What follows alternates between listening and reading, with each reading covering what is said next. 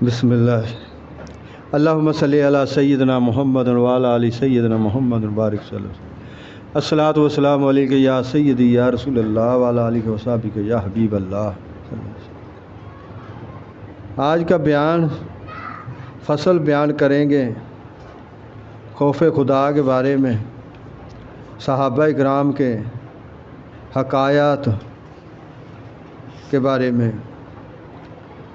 شاید اس مقام پر کوئی شخص یہ سوال کرے کہ خوف اور رجا کی فضیلت میں بہت سی حدیثیں وارد ہیں، پھر ان دونوں میں کون سی چیز افضل ہے؟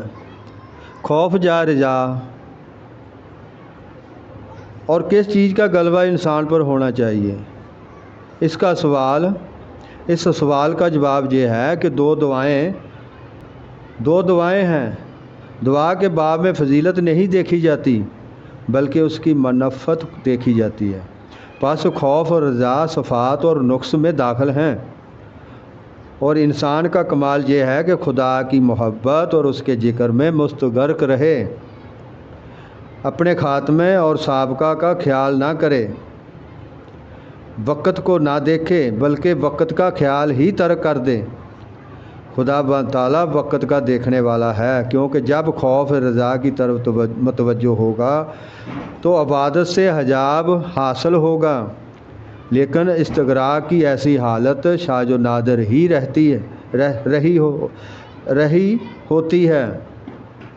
پس وہ شخص جو موت کے قریب ہے، اس کے لیے سزا بار یہ ہے کہ رجا اس کے دل پر غالب رہے کہ اس سے محبت میں اضافہ ہوگا، اور جو کوئی اس جہان سے رخصت ہونے والا ہے اس کو چاہیے کہ خدا بند تعالیٰ سے زیادہ محبت رکھے تاکہ اس کے دیدار کی سعادت حاصل ہو۔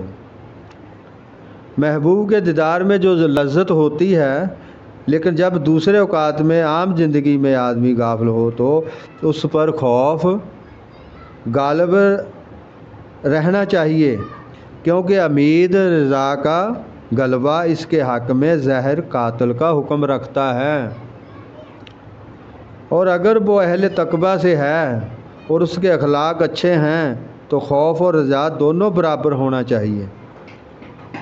جب عبادت میں مصروف ہو تو رجا کا غلبہ ہونا چاہیے کہ امور مباح میں دل کی صفائی محبت سے ہوتی ہے، اور رجا سے محبت پیدا ہوتی ہے، لیکن معصیت کے وقت خوف کا غلبہ ہونا چاہیے۔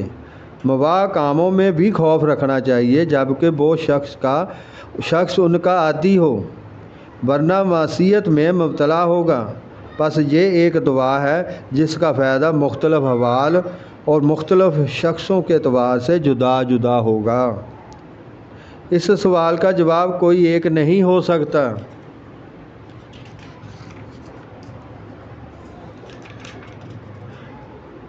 آگے کچھ پیش کرتے ہیں۔ اصل چہارم فقر اور زہد کے بارے میں کچھ بیان کرتے ہیں۔ ساتھ ہی اے عزیز، معلوم ہونا چاہیے کہ اس سے قبل عنوان مسلمانی کے تحت ہم نے تحریر کیا ہے کہ دینداری چار چیزوں پر موقوف ہے: ایک معرفت نفس، دوسری معرفت حق، تیسری معرفت دنیا، چوتھی معرفت آخرت۔ ان چار چیزوں میں دو چیزیں ترک کرنے کے لائق ہیں اور دو طلب کرنے کے قابل ہیں، یعنی حق تعالیٰ کی طلب کے لیے اپنے نفس کو چھوڑ دے اور آخرت کے حصول کے لیے دنیا فانی سے ہاتھ اٹھا لے۔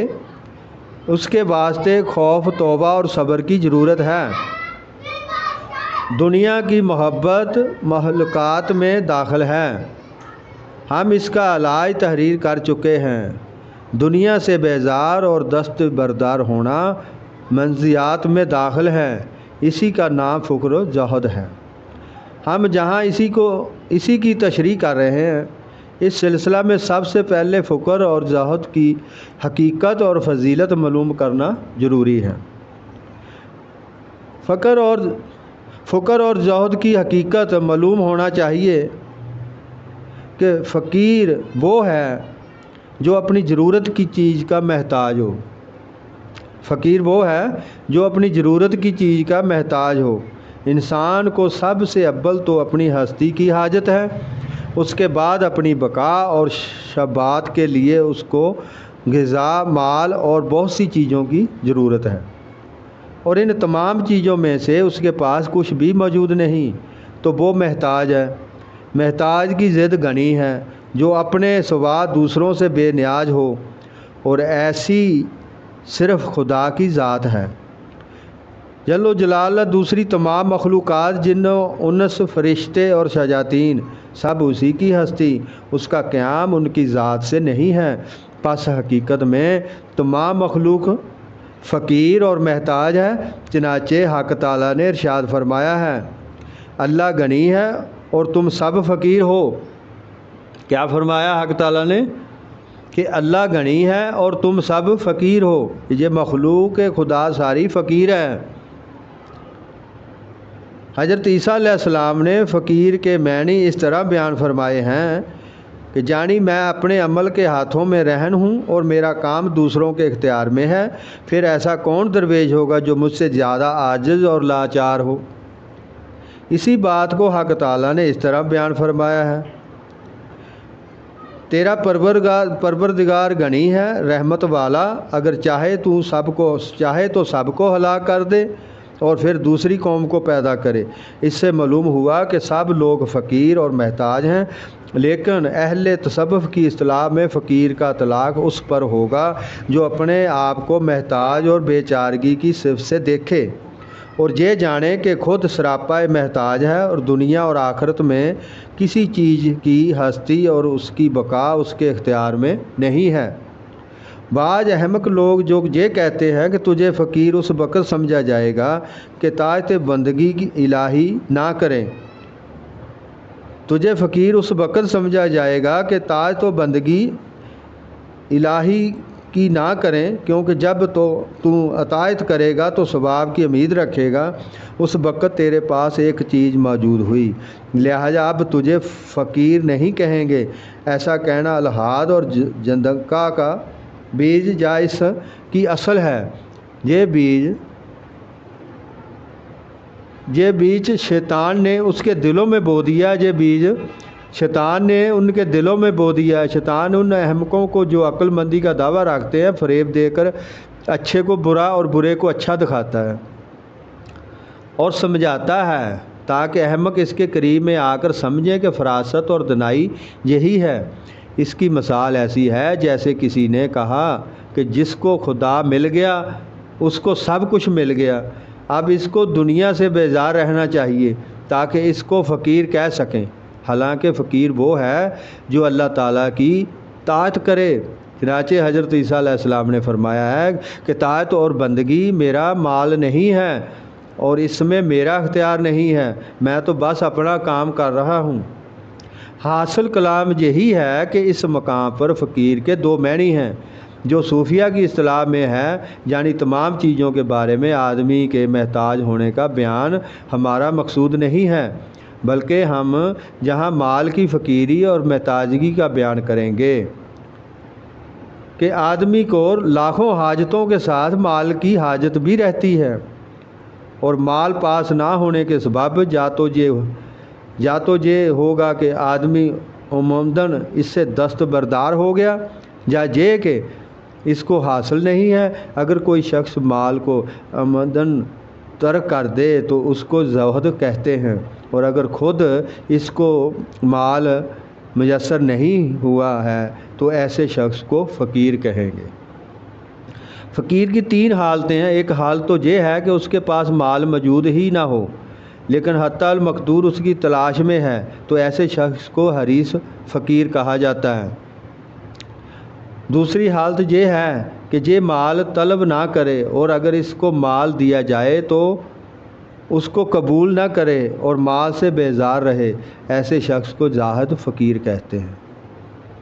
اور تیسری حالت یہ ہے کہ نہ ڈھونڈے اور نہ طلب کرے، اگر دیا جائے تو قبول نہ کرے اور قناعت اختیار کرے، تو ایسے شخص کو قانع فقیر کہتے ہیں۔ یہاں ہم درویشی کی فضیلت اور اس کے بعد زہد کی خوبیاں بیان کریں گے کہ مال نہ رہنے میں بھی ایک بزرگی ہے اگرچہ انسان حریص ہو، مال رہنے میں بھی مال نہ رہنے میں بھی ایک بزرگی ہے، اگرچہ انسان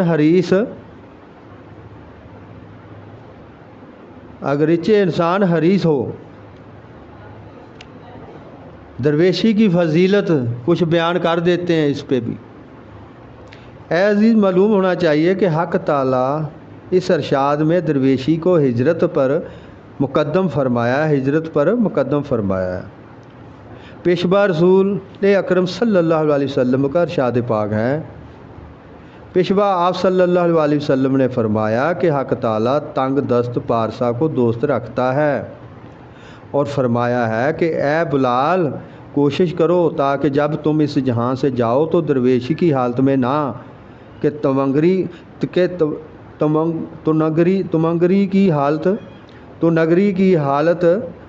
نگری کی مزید ارشاد فرمایا کہ اے بلال، کوشش کرو تاکہ جب تم اس جہاں سے جاؤ تو درویشی کی حالت میں نہ کہ تو نگری کی مزید ارشاد فرمایا کہ میری امت کے درویش بہشت میں تو نگروں سے 500 برس پہلے جائیں گے۔ ایک روایت میں 500 برس کے بجائے 40 برس مذکور ہیں، شاید 40 برس جہاں فرمایا اس سے مراد حریص اور درویش، اور 500 برس جہاں فرمایا اس سے درویش کانیہ مراد ہو۔ پیشوا حضور صلی اللہ علیہ وسلم نے یہ بھی ارشاد فرمایا کہ میری امت کے بہترین لوگ فقیر لوگ ہیں، اور وہ لوگ جو چستی اور چلاکی سے بہشت کی سیر کریں گے وہ امت کے ضعیف اور کمزور لوگ ہیں۔ پیشوا صلی اللہ علیہ وسلم نے فرمایا ہے کہ میرے دو پیشے ہیں، جس نے ان دونوں کو دوست رکھا اس نے مجھے دوست رکھا۔ ایک پیشہ درویشی اور دوسرا جہاد۔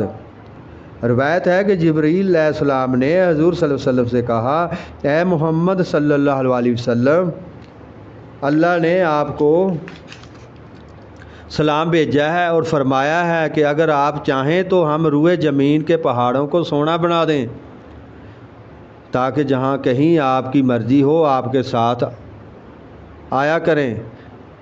حضرت صلی اللہ علیہ وسلم نے فرمایا کہ اے جبریل علیہ السلام، دنیا مسافروں کا گھر ہے اور مال بے مال والوں کا ہے، اور دنیا میں مال جمع کرنا بے عقلوں کا کام ہے۔ تب جبریل علیہ السلام نے فرمایا، اللہ آپ کو ثبات دے اور اس قول ثابت کے ساتھ۔ اور عیسیٰ علیہ السلام کا گزر ایک سوئے ہوئے شخص پر ہوا، آپ نے اسے کہا کہ اٹھ اور خدا کو یاد کر۔ اس شخص نے کہا کہ اب مجھے کس بات کی تکلیف دی جائے گی کہ میں دنیا والوں کے لیے چھوڑ آیا ہوں۔ تب عیسیٰ علیہ السلام نے اسے فرمایا کہ اے دوست، اب فراغت کے ساتھ آرام کرو۔ اسی طرح حضرت موسیٰ علیہ السلام کا ایک شخص پر گزر ہوا جو ایک اینٹ پر سر رکھ کے سو رہا تھا۔ آپ نے بارگاہ الہی میں عرض کیا کہ یا الہی، تیرا یہ بندہ مال ہو رہا ہے اور اس کے پاس کچھ بھی مال نہیں ہے۔ تب وحی نازل ہوئی، رب تعالیٰ نے ارشاد فرمایا، اے موسیٰ علیہ السلام، کیا تم نہیں جانتے کہ میں جس کی طرف بہت زیادہ متوجہ ہوتا ہوں اس کو دنیا سے بالکل الگ رکھتا ہوں۔ یہ اس کی محبت ہے جی، یہ ہے محبت حق تعالیٰ کی۔ وہ جس کی طرف بہت متوجہ ہوئے اس سے دنیا کو الگ رکھتا ہے۔ اللہم صلی علی سیدنا محمد وعلی آل سیدنا محمد وبارک وسلم۔ انسان سوچتا ہے کہ میری محبت بڑی، وہ مجھے بہت نوازے گا اس میں کوئی شک نہیں، وہ نوازتا ہے، لیکن انسان کی سمجھ میں نہیں آتا۔ وہ دوسروں سے مختلف نوازتا ہے، اور اس کی محبت بھی پھر اپنے محبوب نال وہ بہت پیار کرتا ہے۔ اسی لیے آپ صلی اللہ علیہ وسلم کی طرف اتنی متوجہ کی حق تعالیٰ نے، تو